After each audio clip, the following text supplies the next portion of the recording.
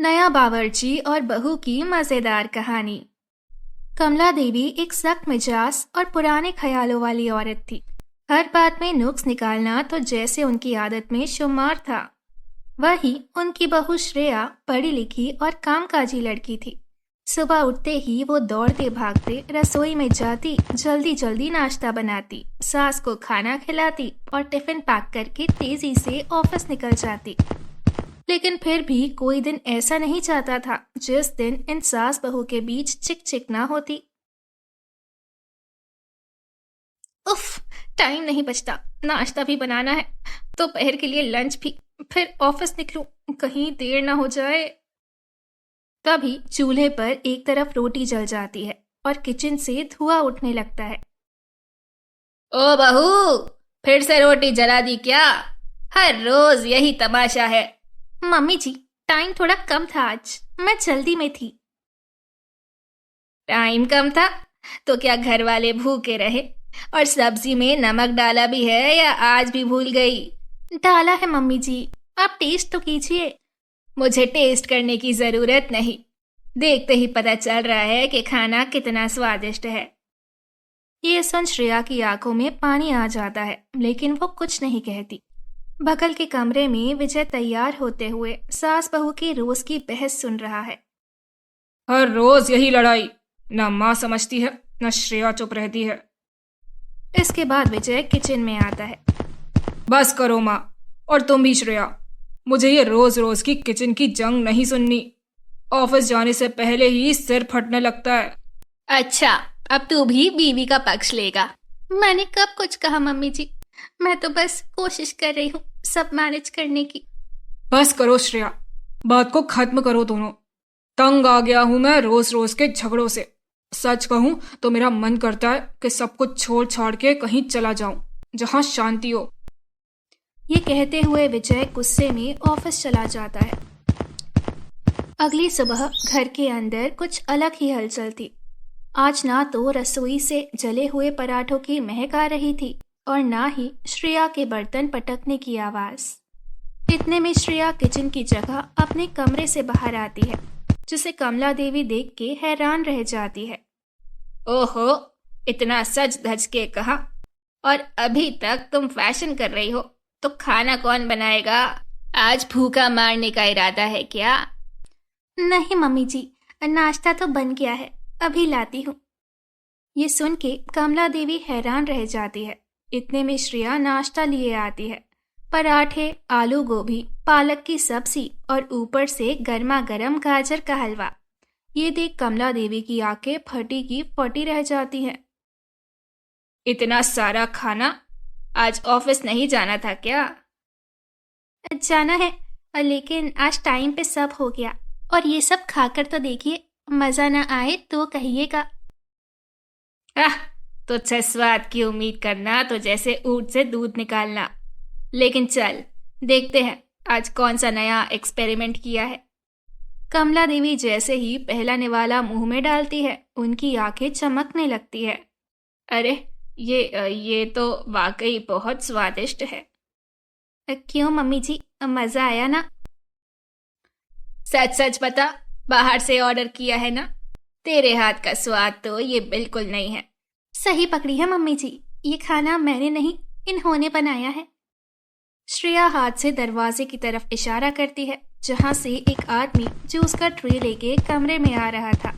माँ जी, यह आपका ताज़ा जूस, गाजर, चुकंदर और नींबू का हल्का सा तड़का, आपके स्वास्थ्य के लिए। कौन है ये? मम्मी जी, ये है रघु, हमारे नए बावर्ची। आज का सारा खाना इन्हीं के हाथों का कमाल है। क्या तूने घर में बावर्ची रख लिया और मुझे बताया तक नहीं? बताने का टाइम ही नहीं मिला मम्मी जी, लेकिन देखा ना, काम कितना अच्छा हुआ। हाय राम, एक हम थे, सवेरे 4 बजे उठते थे, आटा पीसते थे, दही जमाते थे, दाल भी घोटते थे और बच्चों के टिफिन भी। और एक आज की बहुएं हैं, जरा सा आलू छीलना हो तो नाक भौं से कोड़ लेती है, और इन्हें घर में बावर्ची लगने लगता है। मम्मी जी, मैंने सोचा कि अगर बावर्ची रख लेंगे तो आपको स्वादिष्ट खाना मिल जाएगा। और मैं भी समय पर ऑफिस पहुंचकर रोज रोज की डांट से बच जाऊंगी। कमाल है, बहुएं नौकरी करे और घर का सारा काम नौकर करे।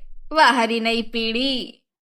ये सुन के श्रेया कुछ नहीं कहती और चुपचाप ऑफिस चली जाती है।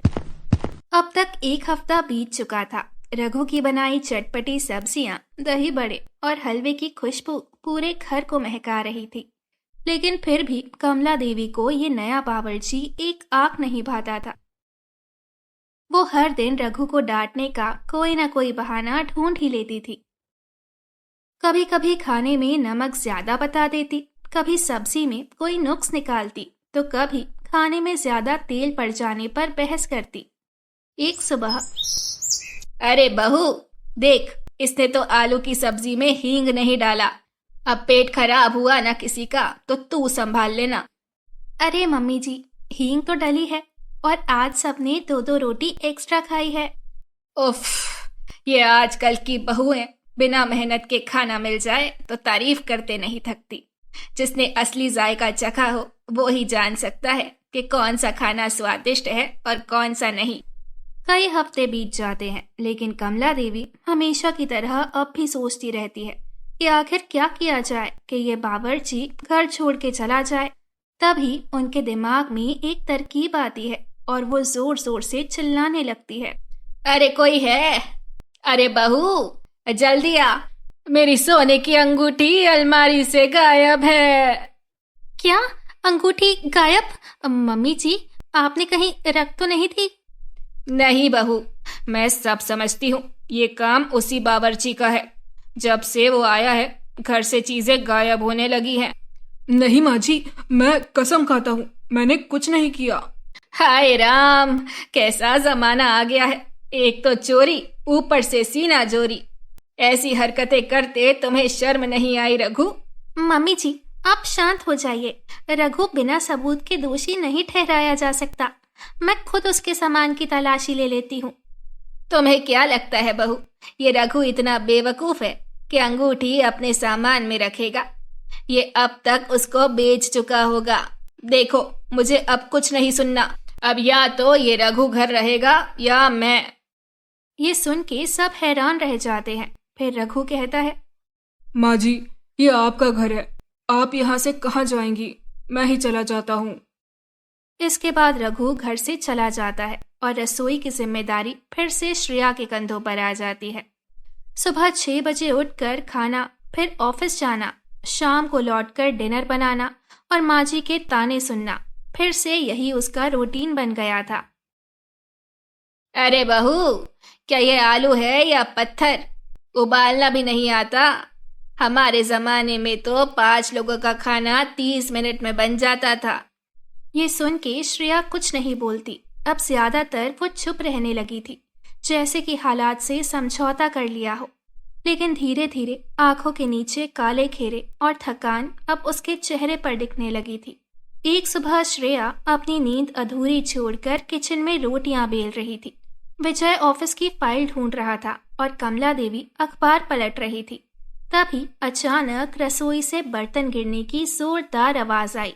सब दौड़कर पहुंचे तो देखा कि श्रेया जमीन पर बेहोश पड़ी थी। अरे बहू, ओ भगवान, ये क्या हो गया? श्रेया, श्रेया उठो, देखो मेरी तरफ। किसी को फोन करो, डॉक्टर को बुलाओ, जल्दी। श्रेया को बेहोशी की हालत में अस्पताल ले जाया गया। डॉक्टर ने टेस्ट के बाद गंभीर लहजे में कहा, इनकी ये हालत ज्यादा काम और स्ट्रेस की वजह से हुई है। अगर अब भी इन्होंने आराम नहीं किया तो स्थिति और बिगड़ सकती है। डॉक्टर, अब क्या करें? कम से कम 2 हफ्तों का पूरा आराम दें और ये थोड़ी सी दवाइयां लिख दी हैं, इसे टाइम पर देते रहे।